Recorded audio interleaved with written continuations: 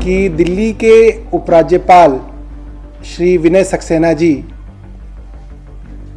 दिल्ली के उपराज्यपाल बनने से पहले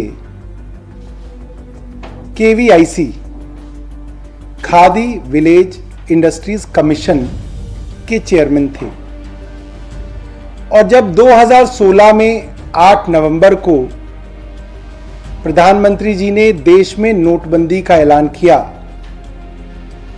तो सभी जगहों पे पुराने नोट, 1000 के नोट, 500 के नोट, जो भी पुरानी करेंसी थी, उनके इस्तेमाल पर रोक लगाई गई। और उसी तरीके से केवीआईसी के अंदर भी एक सर्कुलर जारी किया गया कि अब आप किसी भी ग्राहक से पुराने नोट जो है नहीं लेंगे, पुरानी करेंसी नहीं लेंगे, या तो आप कार्ड से उनसे पैसा लेंगे या नई करेंसी से उसका पैसा लेंगे। एक खबर हमारे पास आई है, ये इकोनॉमिक टाइम्स की खबर है, ये मैं आपके सामने दिखा रहा हूं। फिजिकल कॉपी भी हमारे पास है, थोड़ा बड़ा कराया है इसको ताकि पढ़ने में आसानी हो। इस खबर की जानकारी से और जो हमें और जानकारी उपलब्ध हुई जो मैं आपको दूंगा, उससे 2-3 बातें सामने आई हैं। पहली बात, नोटबंदी के समय प्रधानमंत्री कार्यालय के अंदर इस तरीके की बहुत सारी शिकायतें कई कि केवीआईसी के अंदर बड़े पैमाने पे पुराने नोटों को नए नोटों में बदला जा रहा है। अब ये बात हम सब समझते हैं कि पुराने नोट बदलने के आपके पास बैंक का ऑप्शन होता है। अगर आपके पास वैध पैसा है, आपका वाइट का नॉन सोर्सेज से कमाया हुआ आपके पास पैसा है, चाहे वो कैश हो, तो आप बैंक में जा सकते हैं। आप कह सकते हैं साहब मेरे पास ये 5 लाख रुपया था या 10 लाख रुपए था या 22 लाख रुपए था, ये मेरा इन सोर्सेज से कमाया हुआ पैसा है, आप मेरा बैंक में कन्वर्ट कर दें। और अगर नहीं था तो फिर अलग अलग तरीके से लोग इनको बदलवा रहे थे। कंप्लेंट यह हुई कि केवीआईसी के अंदर इस तरीके से पुराने नोटों को नए नोटों से बदला जा रहा है और उसके लिए एक जांच निर्धारित हुई। जब जांच हुई तो यह पता किया कि भाई बैंक के अंदर पुराने नोट किसने जमा कराए, और इसके अंदर केवीआईसी के हेड कैशियर के नाम आए। एक हैं प्रदीप यादव और दूसरे हैं संजीव कुमार। दोनों के बयान उस इंक्वायरी के अंदर लिखित में दर्ज हुए और दोनों कैशियर्स के बयान एक ही बात पे हैं। अब वो बयान क्या है? वो बयान ये है कि केवीआईसी के जी मार्ग के जो फ्लोर इंचार्ज थे अजय गुप्ता, और जो वहां पे बैंक के वो ब्रांच के जो मैनेजर थे, केवीआईसी के वहां के जो मैनेजर थे AK गर्ग, उन्होंने इन कैशियर्स को डराया धमकाया और उन्होंने कहा कि यह पैसा उस वक्त के केवीआईसी के चेयरमैन का है। और वो चेयरमैन कौन थे? वो चेयरमैन थे उस समय के VK सक्सेना जी, जो आज दिल्ली के उपराज्यपाल हैं। तो कुछ साधारण से सवाल इसके अंदर पैदा होते हैं। एक कैशियर है जिसने पैसा जमा कराया, वो छुट्टी पे गया तो उसकी जगह दूसरा कैशियर लेके आए, उसने पैसा जमा कराया। दोनों ही लोगों ने यह बात कही कि इनके 2 अधिकारियों ने, अजय गुप्ता और AK गर्ग ने, इनको डराया धमकाया और यह कहा कि यह पैसा उस वक्त के केवीआईसी के चेयरमैन साहब का है। तो इसकी जांच जो है किसी इंडिपेंडेंट एजेंसी से होनी चाहिए। अगर चेयरमैन के ऊपर ही आरोप है तो चेयरमैन के अधीन रहने वाले CVO से जांच कराने का कोई मकसद नहीं बनता, कोई मतलब नहीं बनता। ये तो इंडिपेंडेंट जांच होनी चाहिए। और ये बड़ा मामला इसलिए बन जाता है क्योंकि वो समय था जब गरीब लोग घंटों लाइन में लग के अपने 2,500 रुपए बदलवा पाते थे। मुझे जहां तक याद है वो लिमिट कभी 500 होती थी, कभी 1000 होती थी, कभी 2,500 होती थी। और ऐसे समय में खादी जैसे बहुत ज्यादा सम्मान के साथ, जिनके साथ महात्मा गांधी का नाम जुड़ता है, ऐसे संस्थान में अगर इस तरीके की गड़बड़ी हुई है तो उसकी बड़ी जांच और इंडिपेंडेंट जांच होनी चाहिए। मैं आपको सबके लिए ये जो इनके स्टेटमेंट है वो पढ़ के सुना देता हूं।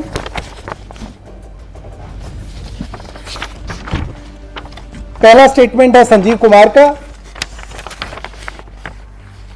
कार्य है बिक्री कक्ष में हेड कैशियर का कार्य बैंक में रकम जमा करना।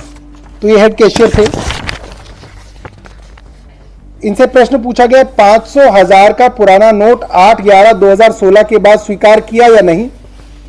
पुराना नोट स्वीकार करना भारत सरकार और डिप्टी सीईओ की नोट दिनांक 9/11/2016 के आदेश में मना था, पर मना किए अगर स्वीकार किया तो। और इसके अंदर इन्होंने बताया उत्तर, मैंने 500,000 का पुराना नोट भवन प्रबंधक जी के कहने पर स्वीकार किया कि अगर बैंक नोट ले रहा है तो और को जमा करना यह चेयरमैन जी का आदेश है। मैंने प्रबंधक महोदय को मना किया, फिर प्रबंधक महोदय ने मुझे कहा कि ऊपर से चेयरमैन साहब का दबाव है, अगर यह नहीं किया तो चेयरमैन साहब नाराज हो जाएंगे। अतः इस बात से मैं काफी डर गया था, क्योंकि नोटबंदी से 5 दिन पहले चेयरमैन जी ने भवन के 2 स्टाफ का ट्रांसफर गोवा और जयपुर कर दिया था। अतः मैंने मजबूरी में यह काम किया, जिसकी जानकारी भवन के अधिकतर स्टाफ को पहले से है। इस कार्य के लिए प्रतिदिन प्रबंधक बिक्री कक्ष में अजय कुमार से मुझे भवन प्रबंधक कक्ष में बुलाते तथा पुराने 500 और 1000 के नोट बदलने के लिए देते तथा कहते कि आप प्रतिदिन अजय कुमार को नोट बदलकर दिया करो। मैंने जो भी अनुचित कार्य किया वह प्रबंधक श्री ए.के. गर्ग जी के दबाव में किया, जिसकी पूरी जिम्मेदारी श्री ए.के. गर्ग की है। मैं यह बात शपथ पूर्वक कह रहा हूं कि इस कार्य में मेरा दोष नहीं है। मैं बड़े दुखी मन से बैंक में कैश जमा कराने जाता था और मेरे करीब 7 दिन के अवकाश पर जाने के बाद श्री प्रदीप यादव एलडीसी को मेरी अनुपस्थिति में हेड कैशियर का कार्य करना पड़ा। सही बात यह है कि मैं अपने ट्रांसफर से डरकर यह कार्य किया, क्योंकि कुछ दिन पहले भवन के स्टाफ की मृत्यु दिल्ली से बाहर भेजने पर हो गई थी। मेरा इसमें कोई दोष नहीं है, पूरा दोष भवन प्रबंधक तथा श्री अजय गुप्ता जी का है। तो ये बात जैसे कि इन्होंने कही, ठीक उसी तरीके से जब ये अवकाश पे गए, इनकी तरह जगह जो प्रदीप कुमार यादव आए, उन्होंने भी ये बात कही। उन्होंने कहा संजीव कुमार मलिक के अवकाश पर जाने पे आप कैशियर का कार्य किया या नहीं, उनसे सवाल पूछा गया तो उन्होंने बोला हां कार्य किया। फिर उनका उत्तर है नोटबंदी 9/11/2016 के बाद हमने ग्राहक से पुराने नोट स्वीकार नहीं किए। जो भी नोट जमा हुए वे काउंटर कैशियर के द्वारा जमा किए गए। नए नोट हेड कैशियर के पास जाते थे। इसके बाद वह नोट श्री ए.के. गर्ग साहब के आदेश अनुसार श्री अजय कुमार गुप्ता के द्वारा हेड कैश कैबिन में बदले जाते थे। इसके बाद उन नोटों को कैशियर बैंक में जमा करते थे। श्रीमान प्रबंधक श्री ए.के. गर्ग ने हेड कैश पर काम करने के 1 दिन पहले शाम को अपने कैबिन में बुलाकर हमें नोट बदलने के लिए कहा था। तो हमने कहा सर कोई परेशानी ना हो, तो उन्होंने कहा कि यह चेयरमैन साहब का है, चिंता की बात नहीं है, हम हैं, कोई बात नहीं। यह कार्य कैशियर के प्रेशर देकर कराया गया। श्री गर्ग साहब ने कहा पहले से भी जमा हो रहा है, चिंता का कोई कारण नहीं है। श्री अजय गुप्ता जी जाएंगे, जैसा कहें वैसा कर लेना।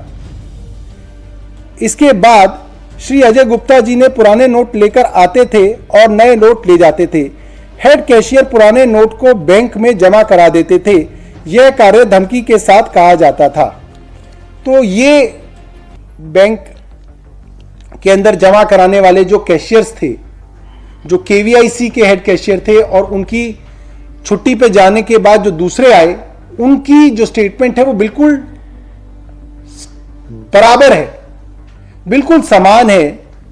और दोनों में यह कहा जाता है कि अजय कुमार गुप्ता और ए.के. गर्ग ने दबाव बनाया और उनको साफ लफ्जों में कहा कि यह चेयरमैन साहब का है और चेयरमैन साहब का आदेश है, और इस आदेश की वजह से उन्होंने ये किया।